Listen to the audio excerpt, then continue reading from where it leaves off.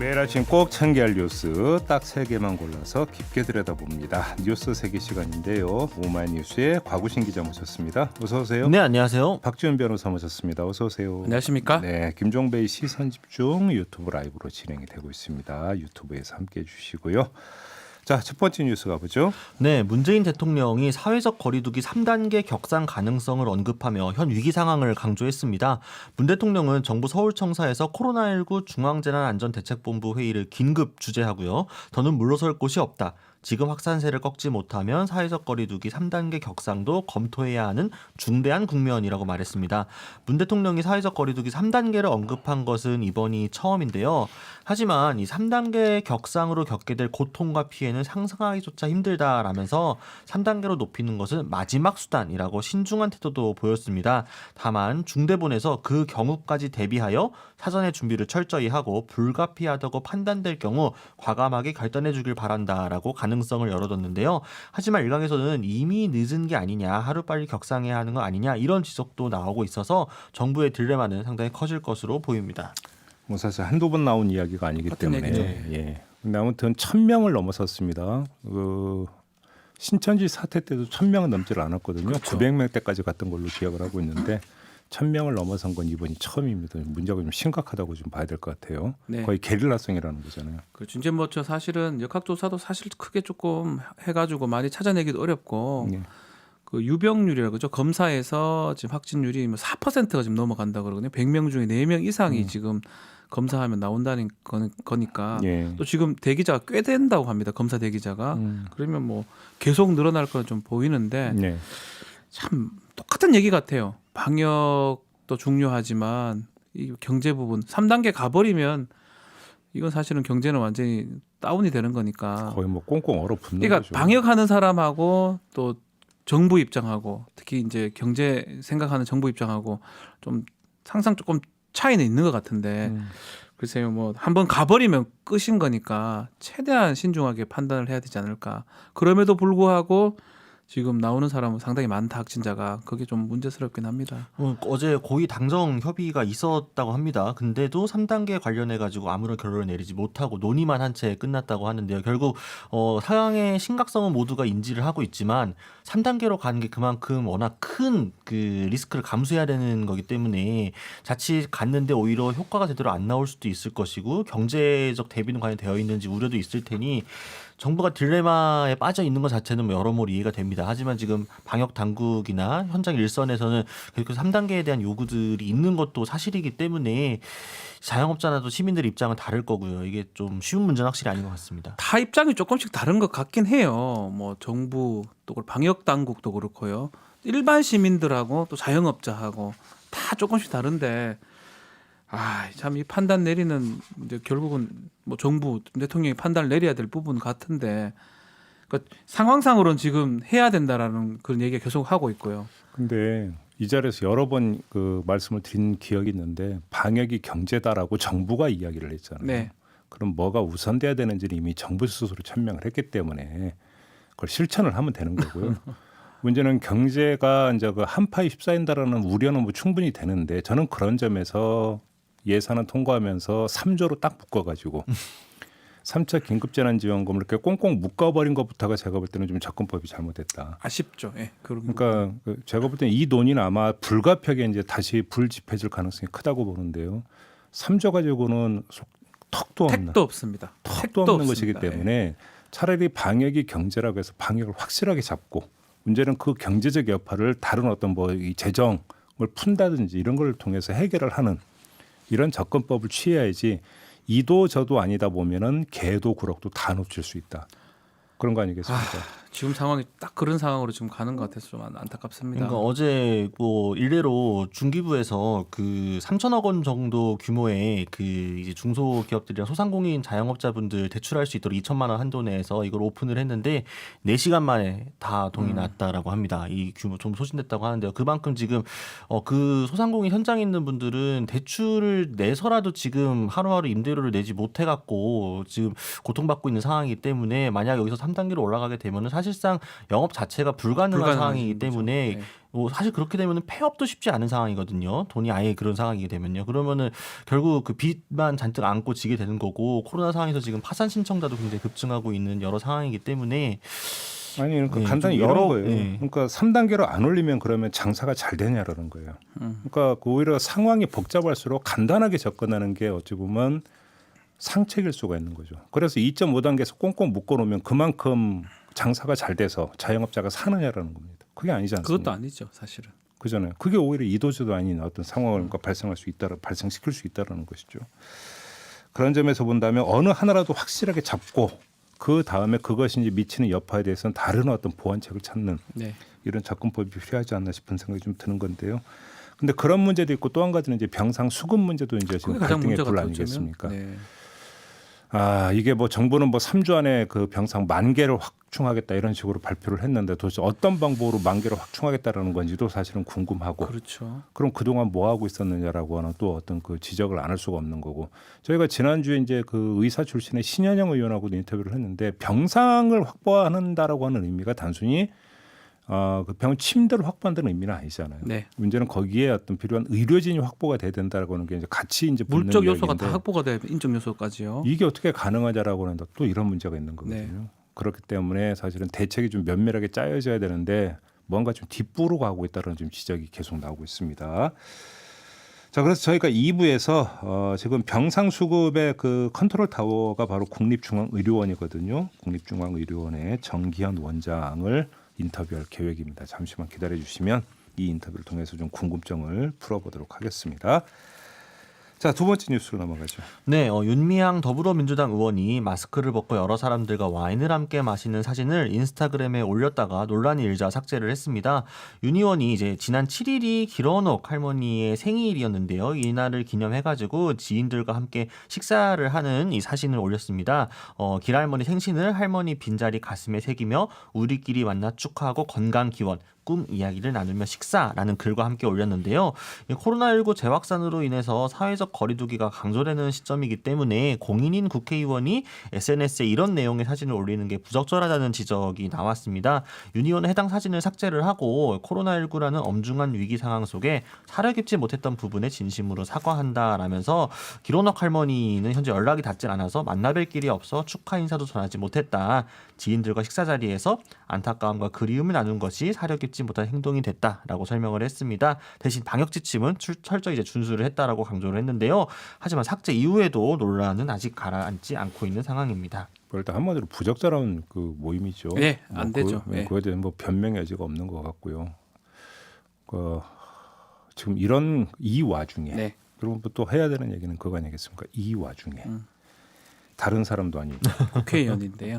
예. 국회의원이 이래야 되느냐라고 하는 이야기가 나오는 것 같은데 근데 저는 당사자가 빠진 그 생일 축하 모임도 그렇게 흔하게 보는 장면은 아닌 것 같습니다. 그렇죠. 그런 경우는 네. 잘 없는데. 그렇죠. 그러니까 이제 그 길어녹 할머니께서 이제 뭐 잘 아시는 것처럼 위안부 피해자 중 한 분이시고 현재 하필이면 또 이제 윤미향 의원과 관련해 가지고 지금 여러 논란이 정리가 안 된 상황 아닙니까? 아직까지 이제 그 치매를 앓고 계신 와중에 지원금이 인출된 부분들 그래서 또 거기는 이제 기부를 하고 증여를 하게 된 부분들에 대해서 이게 준사기 아니냐 이런 지적이 나왔고 지금 아직까지 결론이 나지 않고 있습니다. 이에 대해서 깔끔하게 지금 정리가 안 된 상황인데 윤미향 의원이 이렇게 길어녹 할머니와 관련해가지고 사진을 올리는 것 자체가 그런 부분까지 뭐 염두에 해를 둔 것인지는 모르겠습니다만, 그러니까 코로나 상황인 것과 관련해서도 부적절하고 뭐 길어녹 할머니가 안 계신 상황에서 연락이 안 됐는데 그걸 기념하겠다고 자리를 모인 것도 좀 이상한데.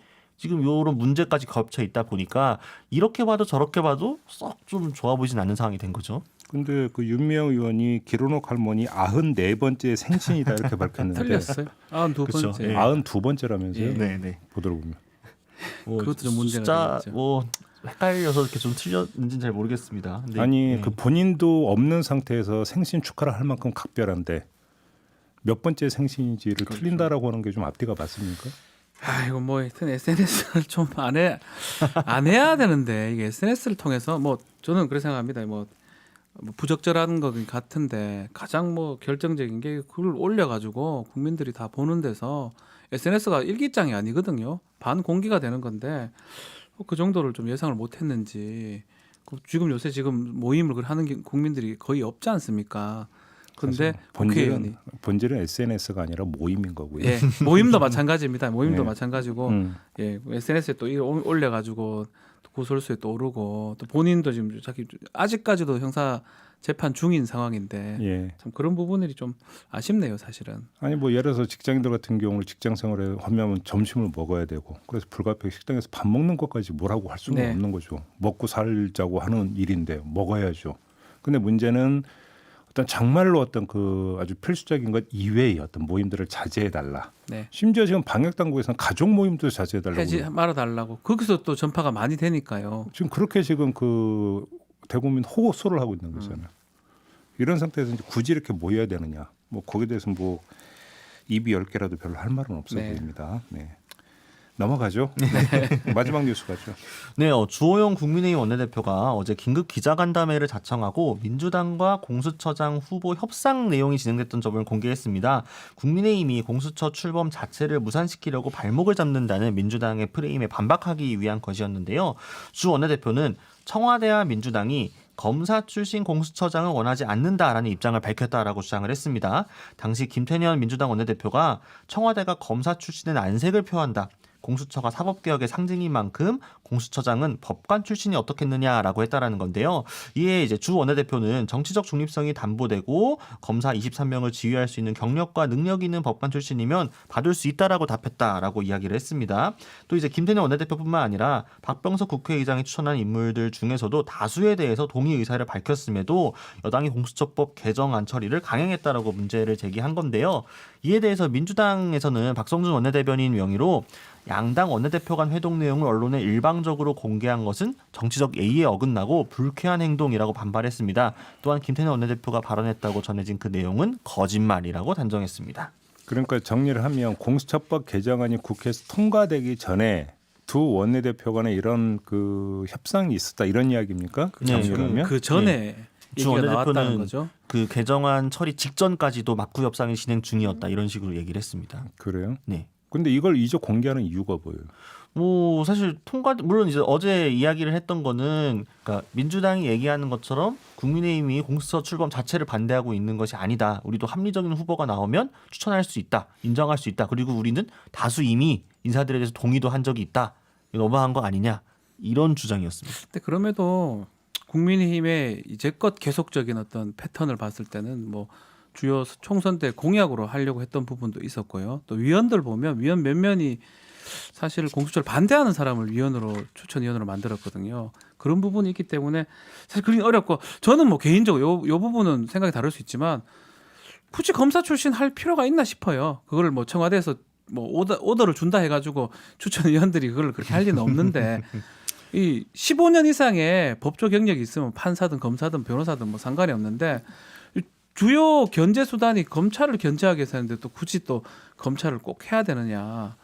그거는 좀 사실은 좀 생각해봐야 될 부분 같거든요. 우리 박준 변호사도 자격 요건에 네, 됩니다. 해당되죠. 15년 이상 했기 때문에. 상당히 강조를 하네요. 아니 그러니까 굳이 자꾸 검사 얘기를 할 이유가 없는 것 같아요. 그리고 오히려 지금 검찰을 견제하는 게 주요한 어떤 이유 중에 하나인데 그럼 검찰보다는 처장에 한해서는 좀 그냥 열어놓고 하는 게 필요하고 이 청와대에서 오더를 준다 해가지고 위원들이 대한변호사의 이 회장이라든지 반대하면 그만인 거거든요. 지금 법이 바뀌었다 하더라도 그렇기 때문에 조호영 원내대표 뭐 우려는 있을 수 있어요. 뭐 검사는 안 된다 이런 만약에 그 말이 맞다면 그럼에도 그 걱정할 부분은 아니다 생각이 좀 듭니다. 근데 저는 이제 이 액면가 말고 이제 그 복선을 봐야 되는 건데 이미 다 끝난 상황에서 굳이 이거를 공개하는 이유가 뭘까? 어떤 정치인의 말 한마디 한마디는 전부 다 뭔가 복선을 깔고 하는 이야기다. 뭐 이런 이야기에 어떤 비추어서 본다면 그러면 공수처법 개정에 따라서 이제 다시 공수처장 후보 추천 절차가 시작이 될 텐데 그럼에도 불구하고 합의로 가자. 네. 라고 하는 기조를 깔고 있는 발언으로 해석을 해야 되느냐. 이게 사실은 포인트 아니겠습니까? 지금 사실은 한 2명 정도가 언급이 돼요. 만약 이래 된다 그러면 뭐 지금 언급된 김진욱 여기 재판관이나 연구관, 네, 연구관이나 헌재 연구관이죠. 아니면 전영전 변호사 같은 경우가 지금 좀 유력하지 않느냐 그 얘기를 하고 있는데 이 조영 원내대표 이 내용을 봤을 때는 새롭게 합의를 해보자. 그러니까 이제 뭐 그런 뉘앙스라고 봐야 될 것 이전 같습니다. 추천위원회에서 바로 이제 5표를 얻은 두 사람이 바로 그 두 사람이기 때문에 그렇죠. 결국은 뭐 큰 이변이 없는 한 공수처장 후보 추천위원회가 다시 가동이 되도록 그 두 명이 복수로 2명이 올라갈 가능성이 높거든요. 이제 지금 추천이 될 수 있지 상황상으로는. 않기는 했는데 네. 이제 그 주호영 원내대표는 그 두 사람 말고 다른 사람 그렇죠. 새로 네, 해보자. 그렇죠. 새로 해보자라는 뜻이죠. 을 염두에 두고 이제 과거의 경우를 끌어와서 네. 그러니까 그 공수처법이 개정이 됐다 하더라도 여야 합의를 한번 가보자. 네. 이 점을 지금 강조하기 위해서 과거 거 사례를 끌고 온 게 맞습니다. 아니냐. 이렇게 해석할 여지도 있는 것 아니냐. 그렇기 때문에 사실 크게 언급해도 큰 의미는 없는데 지금 얘기를 하는 거는 네. 두 사람을 지금 하는 거는 좀 맞지 않다라고 아마 국민의힘에서 바로 좀 판단한 그거죠. 것 같습니다. 그 전현정, 김진욱 말고 다른 사람을 한번 네. 가보자. 뭐 하면 같이 한번 합의를 해보자. 네. 이런 메시지를 깔고 지금 이야기하고 있는 게 아니냐라는 것이죠. 예, 그러니까 이제 후보군을 원점에서 재논의하자라는 식으로 일종의 제안을 한 거니까요. 또 특히나 김진욱, 전현정 두 후보를 콕 집어가지고 이미 야당이 비토권을 행사한 인물이기 때문에 이들은 부적절하다라는 메시지를 계속 던지고 있는 것으로 해석이 됩니다. 근데 이제 민주당의 입장에서는 개정안까지 통과를 시킨 마당에 그 전에 좀 합의가 잘 됐으면 모르겠는데 이건 역시 또 공수처장 임명을 지연시키기 위한 그렇죠. 시간 국민의힘의 전략으로 받아들일 수밖에 없는 거죠. 여당 입장에서는. 네. 그러니까 원점 재논의 이거를 지금 상황에서 여당이 받기 쉽지 않을 것이고 박병석 의장이 또 만약에 중재안을 하는 식으로 뭐 협상을 주도한다 하게 되면 또 어떤 타협안이 나올지 모르겠습니다만 지금 상태로는 또다시 서로의 입장만 주장을 하면서 공전하게 될 가능성이 크지 않나. 아니요, 그러니까 저는 만약에 공수처장 후보 추천위원회가 그 다시 가동이 되는데 합의로 추천이 된다면 저는 그걸 반대할 이유는 없다고 네. 생각을 해요. 그렇지 않습니까? 그렇죠. 예. 그러니까 뭐 대한변협이나 법원 행정처는 물론이고 여당 추천위원이나 야당 추천위원 공이 이 사람은 괜찮다고 합의가 된다면 이게 가장 좋죠. 지금도. 그래서 공수처법 이제 개정에 따른 어떤 뭐냐면 일부 반발이라고 하는 것들도 결국은 희석을 시키면서 네. 그러니까 합의로 공수처장이 추천이 되는 그건 좋은 일 아니겠습니까? 네. 근데 정말로 이제 그런 의지를 갈고 간다면 문을 열어놓을 필요는 있다고 보고 그게 아니라 또 다른 지연책이라고 한다면 표결로 가서 그냥 그 3분의 1로 해서 하면 되는 거고 네. 그런 거 아니겠습니까? 그렇죠. 네. 그러니까 일단 열어놓고 그렇죠. 빨리 열 수만 있으면 그렇죠. 후보자 추천위원회를 굳이 그걸 반대할 이유는 제가 이왕 볼 때는 이렇게 된 건 국민의힘 입장에서 최대한 논의에 적극적으로 참여를 해서 최대한 자신들의 의견이 요만큼이라도 반영되는 후보가 나오는 게 좋지 않겠습니까? 아무튼 근데 적극적으로. 이제 여당의 기세로는 뭐 그렇다고 회의를 뭐 2차, 3차 쭉 하면서 다시 시간 끌 생각은 없다. 없어 보여요. 지금 예. 연내에 이완이죠. 지금 마무리 이완이죠. 지으려는 생각이 좀 있는 것 이건 같거든요. 분명한 것이기 때문에 정말로 합의로 갈 수 있다. 그다음에 가고 싶다고 한다면 이제 그에 부합하는 그렇죠. 인물을 그럼 또 야당 쪽에서 이제 제시하느냐 이게 관건이 될 맞습니다. 것 예. 같습니다. 자 이렇게 마무리하죠. 박지훈 변호사, 곽우신 기자와 함께했습니다. 고맙습니다. 감사합니다.